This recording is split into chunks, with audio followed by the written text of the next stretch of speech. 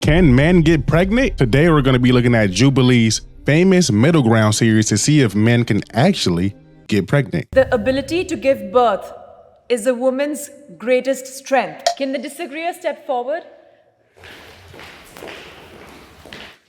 Right off the bat, I just want to say whether or not getting pregnant is a woman's greatest strength, I don't know. But I will say it is an unequivocal fact that it's a woman's greatest utility. Hell, without women, we wouldn't even be here. That shows the importance of giving birth. While giving birth is not a woman's greatest strength, I do think that only biological women are capable of going through that process and bringing life into the world. I need to push back on that because we're also forgetting that trans men and trans masculine people can also give birth as well. And I don't think it's fair to just set it on one group that says that just biological women have that power to just give birth. And we have to be very clear when we look at the nuances of birth. Delusional. Characterized by or holding false beliefs of judgment about external reality that are held despite incontrovertible evidence to the contrary, typically as a symptom of a mental condition.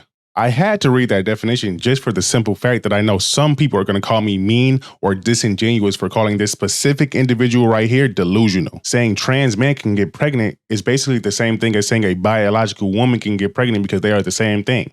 The only difference is one identifies as a man. If I may, I think the crux of the conversation kind of comes back to are trans women women? And I think if we don't agree there, it's going to be very difficult to kind of keep the conversation going or even agree on the points that you guys are talking about, because if we don't believe that trans women are women, then the conversation kind of ends there in terms of whether they're like men can give birth or not, if that makes sense. Precisely. If you can't agree on the basic necessities and foundations of reality, you cannot have a deeper conversation about these type of things. Like she just said, this is going to be the end all be all of any type of conversation that has to do with transgender people, just for the simple fact that we can't agree on this very topic. I do think that at some point in society, we're going to have to acknowledge that these actual words have definitions, that these definitions mean things. Woman means something, man means something. All of these words mean something. This right here is called a postmodernist viewpoint. And I think that this is a detriment to society. Womanhood, to me, is about standing in integrity. It is about being confident in who you are. And me as a Black trans woman should not be a threat to you. And what I see from a lot of cisgender women is they're trying to deem what womanhood is supposed to look like. I have my own perspective of womanhood. We can coexist in the same world. Those characteristics have nothing to do with woman. What she just described is called a competent person. She, they, them, or whatever you want to call her, also said that me as a trans woman should not be a threat to you. Like what? Nobody is claiming that trans woman is a threat to a specific person. I think what some people are arguing, or at least me, is that trans people are a threat to objective reality. Meaning, if we had to ask what a man or a woman is, what else do we get to question? When you question basic reality, what you do is you open doors for the weirdos and the other people to question their basic morality. For example, has anybody ever heard of MAPS? Minor attracted persons. You may have noticed that I'm using the term minor attracted persons instead of the more commonly used term hetero. This term simply means that the person has an enduring sexual or romantic attraction to minors. They've not chosen this attraction, just as the rest of us have not chosen whatever our attraction is. And you don't get to choose to be a minor attracted person.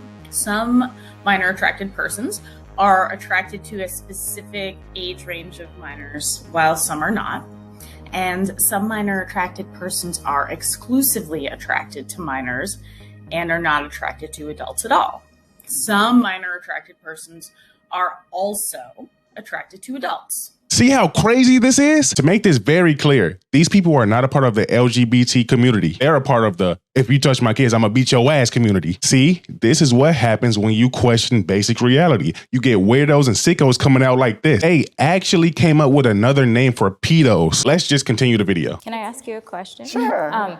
Okay, so if I were a white person and I said blackness is about integrity and courage and kind of the same thing that you used to define womanhood, and then I said I want to transition into a black person and I'm white. And I'm redefining what blackness is to fit what I view it as, right? There's no objective reality of what blackness is.